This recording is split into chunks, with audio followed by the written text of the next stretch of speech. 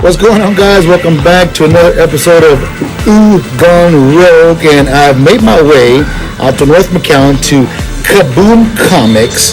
It's like Wizard of Oz, except there's nobody behind the curtain. It's actually a magical store.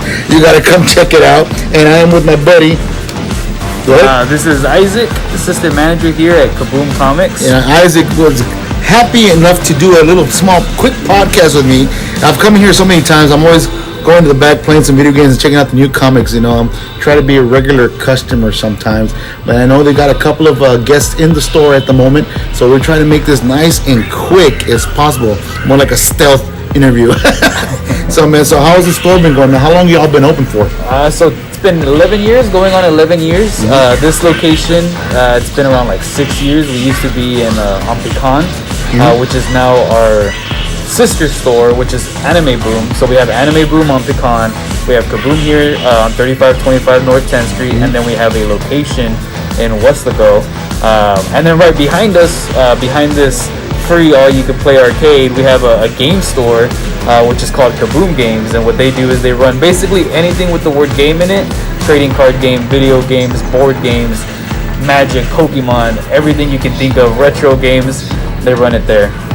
Cool, brother. I'm glad everything's going good. I know you have another location in Westlaco, Texas also, actually right down by our studio, right on South Texas Boulevard. We have been trying to plan to go out there and go check you out, but every time we try is they get kind of caught up in most of the podcasts. I know you had a big event 2 weeks ago. You had the Comic-Con that came down, and how'd that go, bro? Oh man, we were expecting a great turnout. It ended up being bigger than what we expected. Saturday was the Chuck Norris day, is what they call it, and that was definitely the bigger day. It was definitely a lot of people, a lot of fans. I was able to see the top of Chuck Norris's head. There you go. That's all. That's all it took. That's all that matters. But I mean, it was great, and I kid you not, since the owner of this shop is also the same guy running the convention, he gave me a little insight of everything, and he said that Chuck Norris, along with his his managers and all said that they've never had a turnout this big in any convention he's ever gone to. Well, hopefully that comes to a beautiful marriage where he keeps coming down every year, because I would love to meet Chuck Norris. I have so many questions I want to ask him. Unfortunately that week I was supposed to head out to the Comic-Con. I was a little short on dough, but I think with my expertise, I might have snuck in. But other than that, I mean, I've seen the playback on the KaBoom webpage, also on the Facebook and Instagram. It was a very, very big tournament. A lot of crossplay, I think it was, right? Yeah, definitely a lot of. They had the competitions and stuff like that. There was definitely. I did take a few photos because sometimes there's just so much great cosplay that you have to. I mean, you ask them, of course, and that seems to be the vibe there. People are like, "Oh, can my son take a photo with you? Can I take a photo with you?" You know, kids are dressed up, parents. There was families dressed up. There was a father that was there with his two sons, and they were all dressed up as Goku. And it was cool. There was a Dr. Octopus. We had the actual tentacles on his back. That's pretty freaking cool, man. Yeah, you had a Rita Repulsa from Power Rangers, fully dressed. Like, wow. I honestly thought it was. And you actually had two Power Rangers in house also. Yeah. Kimberly. I just know them by their screens. Kimberly and Kimberly. So I'm pretty sure that was pretty cool. Yeah. Out there. Oh man, yeah. I was fortunate enough to just see them more than just the top of their head. I didn't get to actually get in line. The lines are really big, but that's good. Like they Power Rangers always do so well here in the valley. There's a huge fan base for them. I know we've had JDF, the green/white Ranger, come by the store. That's awesome, man. Do a signing, and lines are always lining up, and all the people from the Power Rangers are always super nice. I think that is the key word, man. But for being a podcaster as yourself, you all have a podcast also, which was pretty cool, because I watch it some of the times when you all pop up on my alerts. Oh shoot, they're having a podcast over at KaBoom's, and I see that. I think the whole prior to that, to try to get somebody like anybody that's either been a Power Ranger, anybody that's been a voiceover, and into a podcast like our podcast, your podcast, any podcast in the valley, is like a diamond in the rough. I mean, it's like how can I say, it's like the golden treasure looking for the lost Atlantis and all that stuff, dude. Yeah. But I mean, to have somebody like that to come on any podcast or even visit the store. I mean, I know you have quite a few people come into not only this store but the Westwood store also to sign autographs. I think the Green Ranger was he did a signing there as well. That's cool. Yeah, man. it's usually a free event. He's the cool thing about Jason David Frank is that he has this thing where he likes to help out local comic shops, and awesome.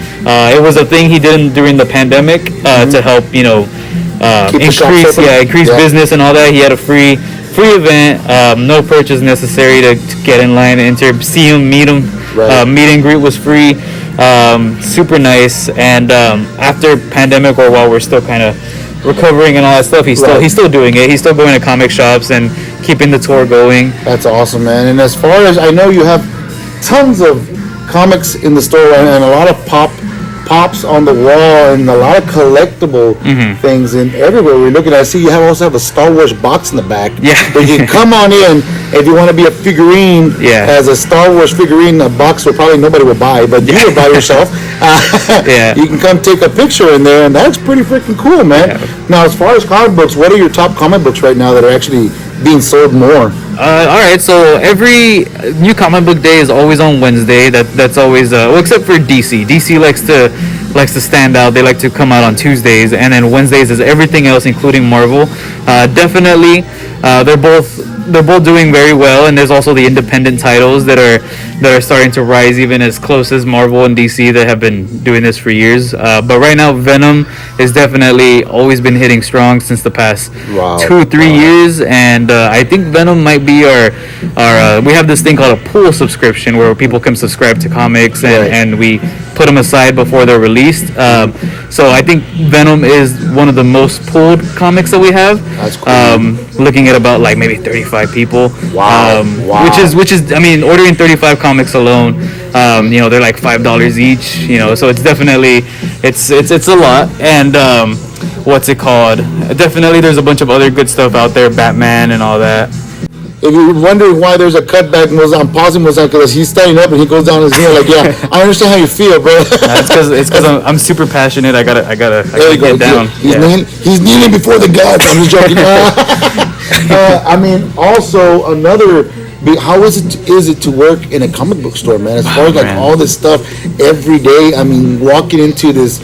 I like to call it a magic land here because it's a getaway from the real world. Yeah. I mean, how is it to come in every day to work in a place like this? I mean, honestly, if you would have told me like when I was in high school, like, hey, so in 10 years, 15 years, you're gonna work in a comic shop, I would have been like, nah. It was always something I always wanted to do, but I never thought that it would be possible because comic shops are local. They're it's not a Walmart. They don't have all the payroll in the world to hire just anyone. Right. And I got really lucky. I worked my way through, restaurants, sales associates, all that stuff. And then one time I was shopping and I heard them, the owner and the manager at the time, discussing, hey, we need to hire someone. Should we hire someone that knows comics or someone that has register experience? And of course, I took my chance and I was like, hey, I didn't mean to overhear, but I have both, and after a few weeks, they were like, you know what, we can use them. I started off part-time and I was working as a manager somewhere else at a restaurant, and it was to the point where I was like, man, I really enjoy working at the comic shop more than I do working at where I other work. So you went actually try to say, you know what, I'm gonna make this a full-time thing. And and I asked them and I was like, hey, like this is what I'm thinking, and they're like, yeah, we could use you, definitely. And so I took the chance and been working here full-time, and then got promoted, all that stuff, and I'm the one doing the comic book ordering and all that, and all the ordering basically for most of the stuff here, and of course especially the comics and the books and all that, and it's a privilege because you learn about what people here in this area, or at least people that come to this store, like what they're into, what they like, the different tastes. When you see something like, oh wow, like you're into this, like that's really cool. People just love talking about why they're passionate about Venom, why they're passionate about Thor, why they love Captain America, and everyone has so many different points of view, and having to hear that almost every day is like, it's a privilege because you share that common thing with other people. Little kids come in, they get into it. Parents come in like, hey, I want to get my daughter into reading. She really likes Captain Captain Marvel, Wonder Woman, what can you recommend? And we recommend them, and then they end up coming in almost every other week, picking up a comic, and it always starts off like that. Right. It's honestly a privilege, and I've taken the opportunity also when they go live, stream live, they auction off comics, and I had the privilege to actually win one. Yay for me! I got to win one online, and they mentioned our podcast and everything, and those are usually on Friday afternoon, Friday nights. Yeah, it's we try to do it every other week. Friday, there's one this Friday, but they start at 6 p.m. All right. So I had the privilege to buy an actual comic book on the auction, man. You say you do try to do them every once a week, but most of the time they are on Fridays. Yeah, they're on Fridays. We have because we try to interchange them between having the podcast on Sunday and then the live sale on Fridays. So that way we have something every week. Yeah. So and you do auction off some real nice diamond ones, man, that I've seen. I think the last one I was on, it was I think it was Shazam. It was I forgot the name of the freaking comic. Oh, it was the Golden Age one, right? Yeah, it's the Golden Age one. 1946. Yeah, that one went for about close to let's say triple digit. Yeah, definitely. A triple digit amount. Yeah. I'll leave it at that. And if you get a chance, you're a big time collector, you might want to check that every Friday night. I think they go on around 7 o'clock, 8 o'clock in the afternoon, if I'm not mistaken. And you want to check them. They also, not to toot a lot of horns here, but they also have a podcast that's available on Sundays, if I'm not mistaken, right? Sundays. Talk on a little Facebook. about that, man. What's going on with that? So me and the other employee here, Matt, we decided that we have so much to talk about. When customers come and they want to talk about things, sometimes it's hard to continue on the conversation because we're also working, we're on the clock, all that stuff. So we thought, well, we should dedicate a few hours to just doing just that. So we do a live podcast.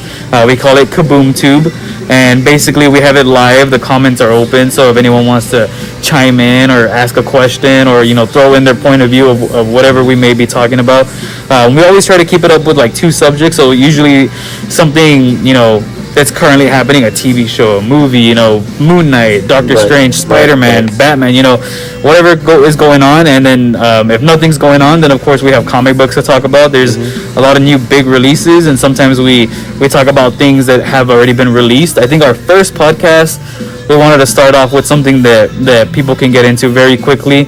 We talked about The Killing Joke, and it was it's just one book, so you don't got to read like 10 books to understand it. It's just one book, and that's what we talked about, and we compared the book to the movie and all that stuff, and then the next one, Spider-Man No Way Home came out, so we talked about that, and talked about the comic books that may have influenced the movie itself, and we try to do that, and then at the same time talk about books that we have in the store, so that way we can say like this certain book, we do have it in the store in case you guys want to read it.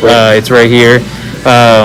And then and then people chime in and they're like, oh, I think this is gonna happen, I think this, or people ask us questions like, oh, what are your thoughts on this? I think the most recent podcast was right after the convention, and it was basically just us talking about the convention and Jim Shooter and all that stuff. All the people we got to talk to. A lot of people had a lot of questions on the convention because it was a big event. It was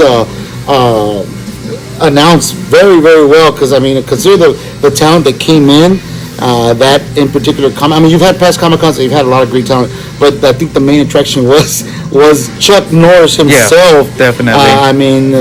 Icon of Texas. Yeah. To have him walking through those doors and knowing that he was going to be there, I'm pretty sure it was a pretty freaking long. Yeah. No, they had to move the line to a different building, and then they kind of had to communicate, with the people assisting with the convention. Hey, you can bring in 5 more people, and it was that big of a line, and but it's really awesome. Like Chuck Norris was there from the morning all the way to the end.